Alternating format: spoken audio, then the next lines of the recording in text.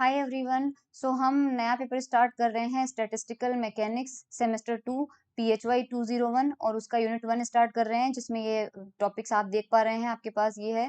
तो canonical, grand canonical ensemble, concept of statistical distribution, phase space system and ensemble, entropy in statistical mechanics, connection between thermodynamics and statistical quantities, micro canonical ensemble, Gibbs distribution formula, equation of state, specific heat and entropy of a perfect gas using micro canonical ensemble. तो सबसे पहले चलिए unit 1 को start करते हैं। Unit 1 के अंदर सबसे पहला टॉपिक हम पढ़ेंगे phase space. Okay, so phase space के अंदर आपके पास एग्जाम में सिर्फ इसकी डेफिनेशन आती है, इसलिए हम इतना लंबा चौड़ा डिस्क्रिप्शन नहीं पढ़ेंगे, केवल इसके बारे में इसकी डेफिनेशन पढ़ेंगे। तो डेफिनेशन जो है वो यहाँ से शुरू होगी, ठीक है।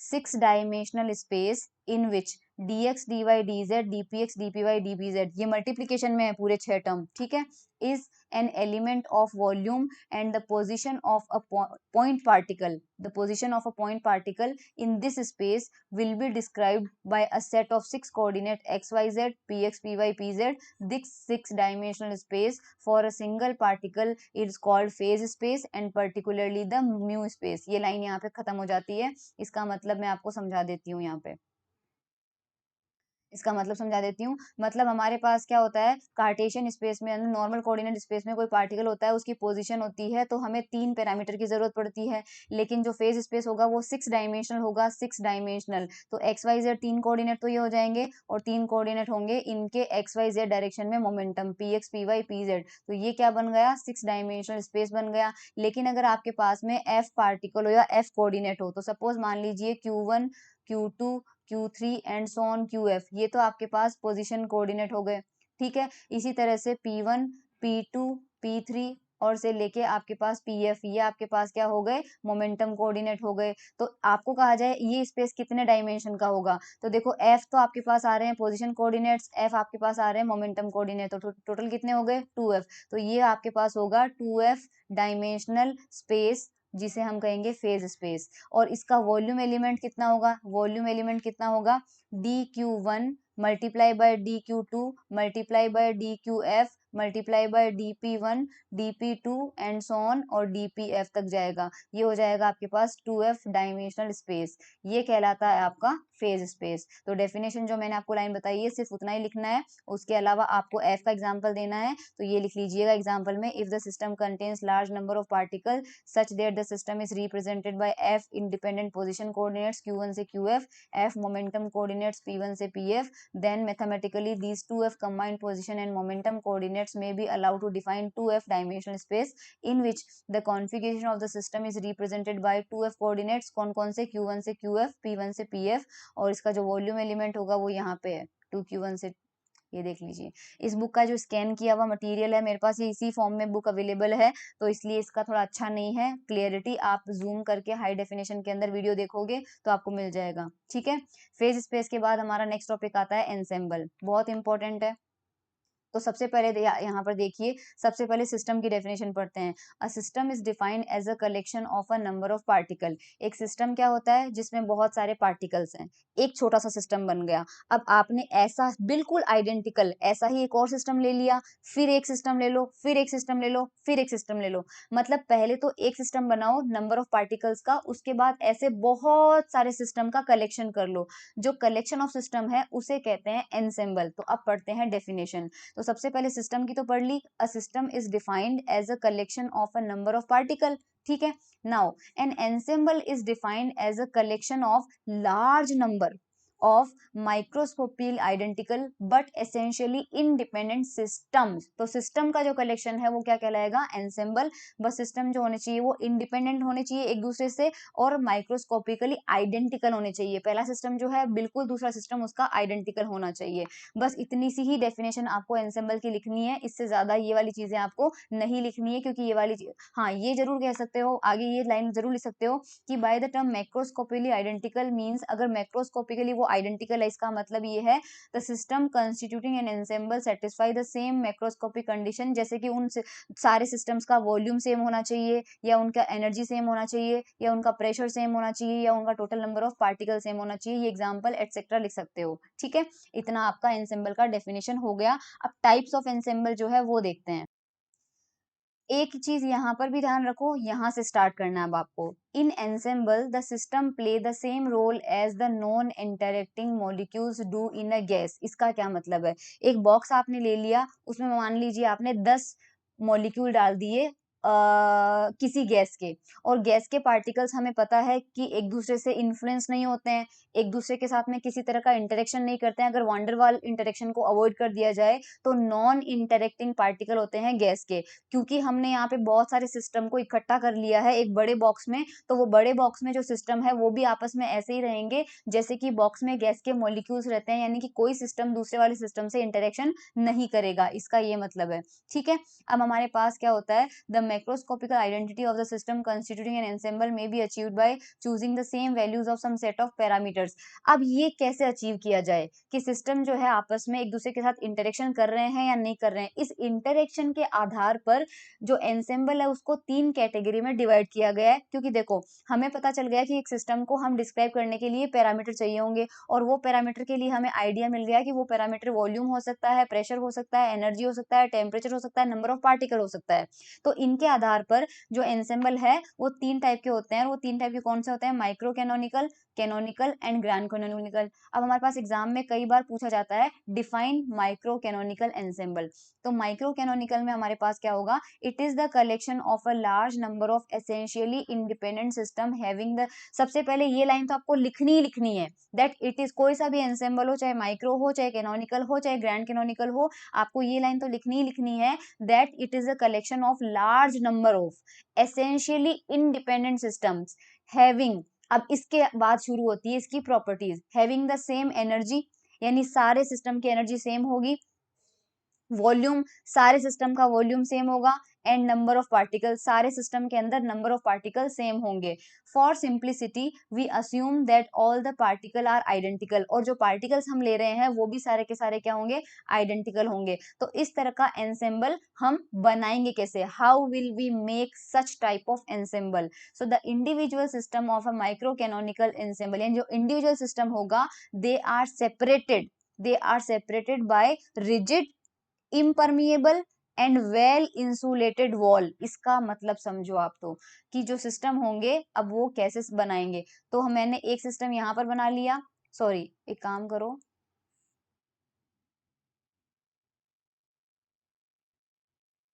इस तरह से हम 9 सिस्टम का एक एंसेबल बना लेते हैं। ये लो, 9 सिस्टम के हमारे पास है, 9 सिस्टम दिख रहे हैं आपको, 9 बॉक्सेस, तो ये जो 9 है, तो हमारे पास यहाँ पे क्या है? 9 सिस्टम्स है, और 9 सिस्टम से बना हुआ 1 एंसेम्बल है। अब आपको और क्लियर हो गया होगा। हमें कहा जा रहा है कि जो इनकी दीवारें हैं, किन्हीं भी 2 सिस्टम के बीच की दीवारें हैं, जैसे एक सिस्टम ये हुआ और दूसरा ये हुआ, ये जो बीच की दीवार है इसके बारे में कुछ कहा गया है कि एक तो ये रिजिड होगी। अगर ये रिजिड होगी तो इसका मतलब ये दीवार ना तो इधर आएगी ना इधर मूव करेगी, तो ना तो इसका वॉल्यूम चेंज होगा ना इसका वॉल्यूम चेंज होगा। तो एक चीज तो हमारी सिस्टम के अंदर कांस्टेंट रहेगी, वो रहेगी, क्या रहेगी? सबका वॉल्यूम वी रहेगा। तो सबका वॉल्यूम वी हमने कैसे बोल दिया? क्योंकि जो दीवारें हैं बीच की वो कैसी हो गई? रिजिड हो गई। उसके अलावा कहा गया है कि वो इंसुलेटेड है, इंसुलेटेड है। अगर वो इंसुलेटेड है इसका मतलब है कि इधर वाले इसकी जो एनर्जी है वो ना तो दूसरे सिस्टम के पास जाएगी, ना ही दूसरे सिस्टम की एनर्जी इसके पास आएगी। तो दूसरा क्या पैरामीटर हो गया? कांस्टेंट। सबकी एनर्जी कितनी हो गई? ई हो गई। तो इसकी भी एनर्जी ई है, इसकी भी एनर्जी ई है, इसकी भी एनर्जी ई है, इसकी भी एनर्जी ई है, इसकी भी एनर्जी ई है, और इसकी भी एनर्जी ई है। तीसरा हमारे पास क्या दिया हुआ है दीवार के बारे में? कि इम्परमिएबल होती है। ये वर्ड बहुत अच्छे से याद रख लेना। इम्परमिएबल का मतलब ये होता है कि अगर बीच में दीवार है तो इधर जो नंबर ऑफ पार्टिकल हैं, कोई सा भी पार्टिकल इधर घुसेगा नहीं और इधर का पार्टिकल इधर आएगा नहीं। तो नंबर ऑफ पार्टिकल भी इन सबके क्या रहेंगे? सेम रहेंगे। एन एन है तो वो एन ही रहेंगे। तो इसका मतलब दीवारों पे 3 कंडीशन लगाने से एनर्जी, वॉल्यूम और नंबर ऑफ पार्टिकल क्या हो गए? सेम हो गए। तो माइक्रो कैनोनिकल एंसेम्बल के लिए डेफिनेशन क्या देनी है? कि ये एंसेम्बल ऐसा होता है जिसके अंदर सारे सिस्टम्स की एनर्जी, वॉल्यूम और नंबर ऑफ पार्टिकल सेम होते हैं। और ये सेम करने के लिए हमें क्या करना पड़ता है? उन सिस्टम के बीच की जो सेपरेशन वाली जो दीवारें होती है, दीवारों को हमें रिजिड, इंसुलेटेड और इम्परमिएबल बनाना होता है। अब डायग्राम में ये एंसेम्बल कैसा दिखाई देगा? ये वाला देखो, ये जिसमें मैंने राइट मार्क किया है, इसमें बिल्कुल अच्छे से रिजिडिटी करी हुई है, देखो बिल्कुल अच्छे से। और बीच में ये बनाए हुए आपके पास ईवीएन, ईवीएन, ईवीएन, ये 9 सिस्टम बनाए हुए हैं। सो ये आपका क्या हो गया, ये आपका हो गया माइक्रो कैनोनिकल एंसेंबल, ठीक है। And the systems are not affected by the presence of other system, तो पहला सिस्टम दूसरे से बिल्कुल अफेक्ट नहीं होगा क्योंकि वो उससे किसी भी तरह से इंटरेक्शन नहीं कर रहा है, तो जिसमें जीरो इंटरेक्शन हो वो माइक्रो कैनोनिकल एंसेंबल होता है। अब आ जाते हैं अपन कैनोनिकल एंसेंबल पे। कैनोनिकल एंसेंबल में वापस पहली लाइन तो सेम वही होगी, it is the collection of a large number of essentially independent system having the same temperature T, volume V and the same number of identical particle N। इस बार और पिछली बार वाले में डिफरेंस क्या हुआ, वॉल्यूम इस बार भी सेम है, नंबर ऑफ पार्टिकल इस बार भी सेम है, लेकिन इस बार एनर्जी की जगह टेम्परेचर कर दिया। इसका क्या अर्थ है अभी समझाती हूँ। The equality of temperature means all the systems can be achieved by bringing each in thermal contact with the large heat reservoir at constant temperature T, of bringing all the system in thermal contact with one another also. The individual system of canonical ensemble are separated by rigid, impermeable but conducting wall. As the separating walls are conducting, heat can be exchanged between the system. As a result, all the system will arrive at the common temperature T. अब समझाती हूँ canonical का। So canonical के अंदर भी हम क्या करते हैं, वही 9 सिस्टम बनाते हैं।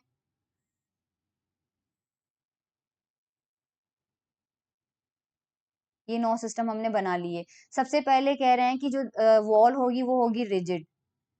रिजिड होगी इसका मतलब वॉल्यूम सेम रहेगा, तो वॉल्यूम तो सबका सेम कर दो, वॉल्यूम सबका क्या हो जाएगा, सेम हो जाएगा। दूसरा कह रहा है इम्परमिएबल। इम्परमिएबल का मतलब हो जाएगा नंबर ऑफ पार्टिकल एक्सचेंज नहीं होंगे, तो नंबर ऑफ पार्टिकल भी सेम रहेंगे।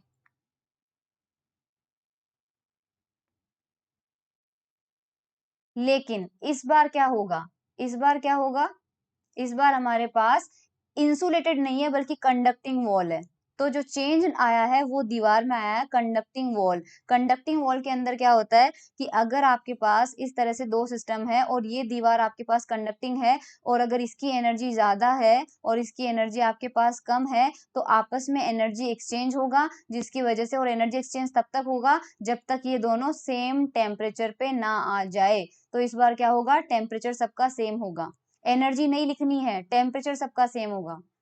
टेम्परेचर सबका सेम होगा क्योंकि कंडक्टिंग वॉल है, तो वॉल जो है वो कंडक्टिंग है, तो ये कह रहा था आपका कैनोनिकल एंसेंबल। इसका यहाँ पे बनाया हुआ है पिक्चर नंबर ये, ठीक है। ये आपके पास है कैनोनिकल। तो आप देख पा रहे हैं कि बाहर के सराउंडिंग के साथ में तो कोई, बाहर के सराउंडिंग से तो कोई मतलब नहीं है, लेकिन सबका टेम्परेचर क्या है, T है। Volume N, TVN, TVN, TVN, TVN, TVN, और माइक्रो कैनोनिकल में EVN, EVN, EVN, EVN, ठीक है। अब इसी आधार पर ग्रैंड कैनोनिकल को पढ़ते हैं। ग्रैंड कैनोनिकल के अंदर आप देखिए, it is the collection of a large number of essentially independent systems having the same temperature T। इस बार टेम्परेचर T सेम होगा, यानी वॉल जो है वो कंडक्टिंग होगी, लेकिन वॉल्यूम V रह रहा है, यानी कि अभी भी वॉल तो रिजिड ही रहेगी क्योंकि वॉल्यूम चेंज नहीं हो रहा है, बट केमिकल पोटेंशियल म्यू। ये केमिकल पोटेंशियल क्या होता है वो मैं बताती हूँ।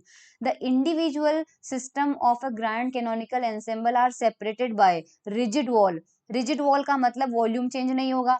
इस बार परमिएबल है, इम्परमिएबल नहीं है, परमिएबल है। इसका मतलब नंबर ऑफ पार्टिकल जो है वो एक से दूसरे सिस्टम में आ जा सकते हैं। एंड कंडक्टिंग वॉल यानी एनर्जी भी एक्सचेंज हो सकती है। ये वाला फिगर है इसका।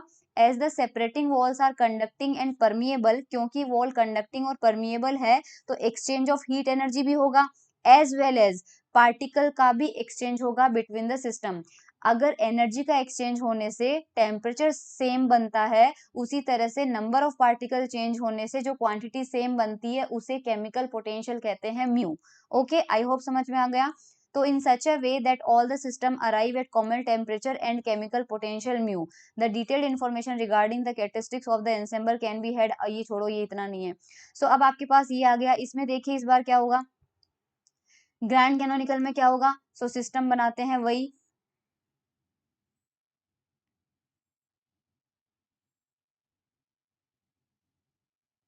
इस बार भी रिजिड वॉल है। सबसे पहले क्या है, रिजिड वॉल है तो वॉल्यूम तो अभी भी सबका सेम रहेगा, लेकिन दीवार जो है वो कैसी है, कंडक्टिंग है। कंडक्टिंग होने की वजह से एनर्जी में एक्सचेंज आएगा, एनर्जी एक्सचेंज होगी। देखो एनर्जी एक्सचेंज होने से टेम्परेचर क्या हो जाएगा, सेम हो जाएगा सबका।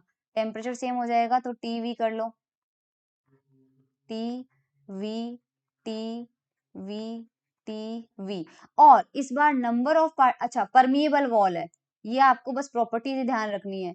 परमिएबल वॉल के अंदर क्या होगा कि अगर दो सिस्टम के बीच की वॉल जो है परमिएबल है, तो इधर पार्टिकल 4 हैं तो एक पार्टिकल उधर जाके और यहाँ पर पार्टिकल 3 भी रह सकते हैं या उधर से भी पार्टिकल आ सकता है। जिस तरह से मैंने अभी भी रिपीट किया कि एनर्जी का एक्सचेंज होने से टेम्परेचर सेम होता है, उसी तो जिस तरह से एनर्जी एक्सचेंज होने से टेम्परेचर सेम होता है, उसी तरह से आपके पास में नंबर ऑफ पार्टिकल चेंज होने से जो क्वांटिटी सेम आ जाती है वो होती है केमिकल पोटेंशियल। तो यहाँ पर केमिकल पोटेंशियल सबका सेम होगा, तो केमिकल पोटेंशियल सेम होने का मतलब है नंबर ऑफ पार्टिकल जो है वो इन दीवारों के बीच में से एक्सचेंज हो के यूनिफॉर्मली डिस्ट्रीब्यूटेड हो गए सारे सिस्टम्स के अंदर। ओके, सो ये हमारा था grand canonical ensemble. That's it. पहले आज के लिए इन तीनों की डेफिनेशंस काफी है, इतना ही पढ़ेंगे।